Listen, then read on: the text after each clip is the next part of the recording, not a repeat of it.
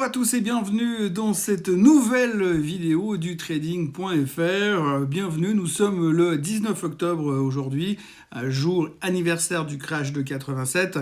Je vous souhaite la bienvenue dans cette nouvelle vidéo sur les 5 choses que vous devez savoir aujourd'hui, cette semaine, pour mieux comprendre et pour mieux vous sentir à l'aise dans les marchés financiers.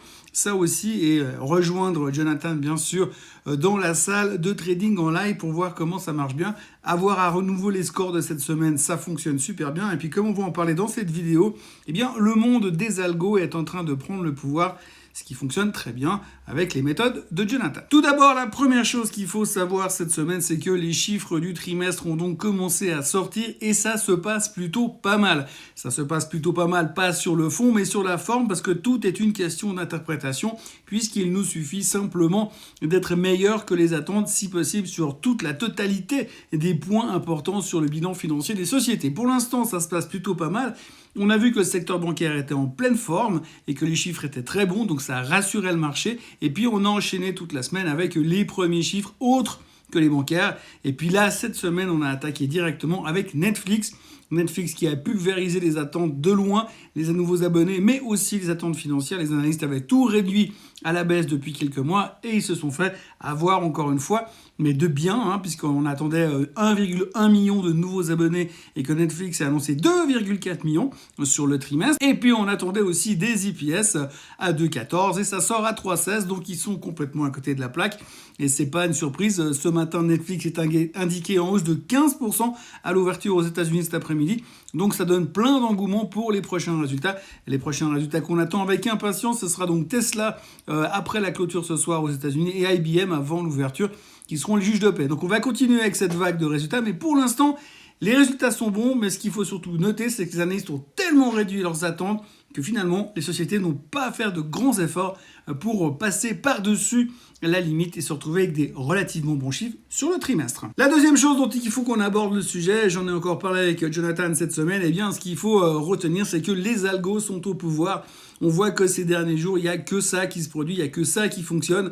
On l'a vu la semaine dernière après les chiffres du CPI où le marché s'est fait démonter et puis a terminé en hausse. Ensuite, on a vu le lendemain où le marché a ouvert en hausse pour terminer au fond du trou. On a vu lundi où on a encore fait une ouverture assez pourrie pour exploser derrière. Bref, on est dans tous les sens, ça va dans tous les sens. Le marché ne sait plus comment fonctionner. Je ne peux pas croire un seul instant que finalement ce soit des décisions humaines qui font que tout d'un coup le marché rebondit ou le marché baisse. C'est simplement des systèmes électroniques, des algos qui prennent des décisions et qui courent derrière pour quelques points ou quelques pourcents. Et il n'y a absolument plus aucune vision à moyen ou à long terme. Tout se fait dans l'intraday, dans l'immédiateté et plus personne n'en a rien à taper de ce qui pourrait bien se passer dans les prochaines années sur le marché. Pour l'instant, c'est donc le royaume des algos et c'est un peu pour ça qu'on assiste à des volatilités complètement débiles. En général, ce genre de situation, ça se finit jamais très très bien, donc méfiance quand même un tout petit peu, même si pour l'instant, on a atteint des niveaux qui sont un peu plus rassurants. La troisième chose qu'il faut retenir, parce qu'on en parle peu cette semaine, mais on en parlait beaucoup la semaine dernière, en fin de semaine dernière, c'est que l'inflation n'est pas maîtrisée. On l'a vu dans les minutes du FOMC meeting, on l'a vu dans les chiffres du CPI qui ont été publiés jeudi dernier. L'inflation est toujours très forte. La Fed va devoir continuer à monter les taux. La Fed va continuer d'être au quiche.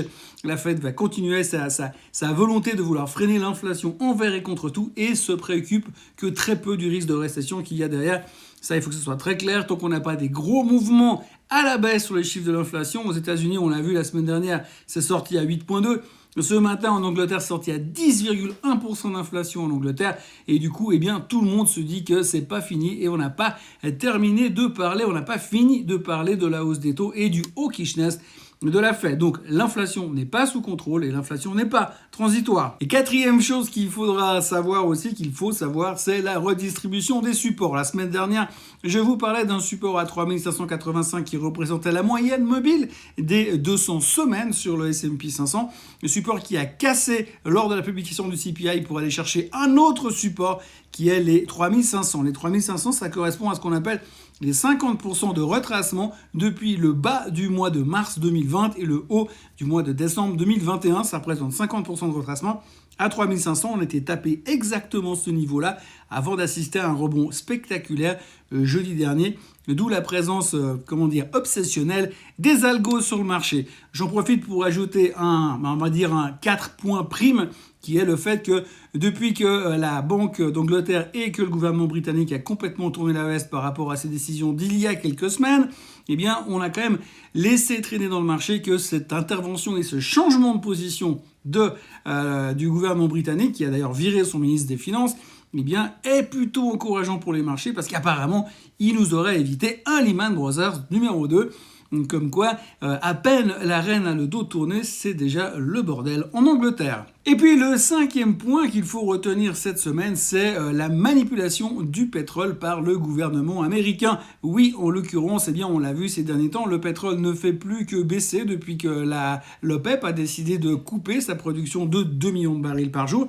Et depuis là, eh bien, on a un président américain qui est en mode panique parce que ça risquerait éventuellement de faire monter le baril.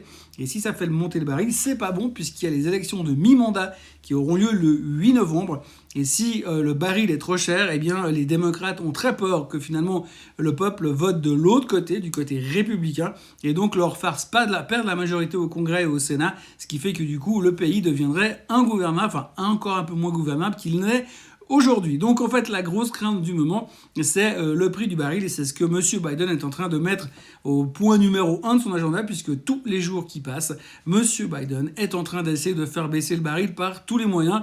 Et le dernier moyen en date, c'est à nouveau d'utiliser les barils de pétrole de la réserve stratégique américaine, ce qui n'est pas forcément une bonne solution, parce que les barils de pétrole de la réserve stratégique américaine sont faits pour être une réserve stratégique et pas non plus servir à des fins électorales. On verra un peu comment tout cela va se terminer, mais ce sera intéressant de voir si par hasard, demain, les Saoudiens ou l'OPEP disaient « tiens, simplement, nous, juste pour voir, on va couper pas de 2 millions, mais de 5 millions de barils par jour ». Et là, ça pourrait être intéressant parce qu'ils vont commencer à jouer, à voir qui a la plus grande gueule, bien sûr. Donc voilà les 5 choses qu'il fallait retenir aujourd'hui. On vit dans un marché extrêmement volatile avec une direction qui est pas très très claire. On voit des volumes assez impressionnants dans les deux sens et on voit aussi beaucoup de commentaires très négatifs qui viennent sur le marché. Beaucoup d'analystes qui révisent leurs attentes de fin d'année sur le S&P 500 à la baisse. Beaucoup d'analystes qui viennent nous parler de nouveaux sell-off à suivre. Et si les supports venaient à casser, donc les supports des 3585 sur le S&P 500, on pourrait se retrouver dans une situation plus que délicate ces prochains temps. Enfin, pour l'instant, on n'en est pas là. La seule chose que l'on peut saluer et admirer, c'est la qualité des résultats du trimestre, ou alors en tout cas l'interprétation que nous en faisons. Voilà, moi je vous souhaite une excellente semaine. Je vous encourage à aller bien sûr rejoindre, voir, écouter et comprendre ce que fait Jonathan en salle de trading. Et moi je vous retrouve comme d'habitude mercredi prochain. Profitez bien de votre semaine et surtout de votre week-end qui arrive. Bye bye.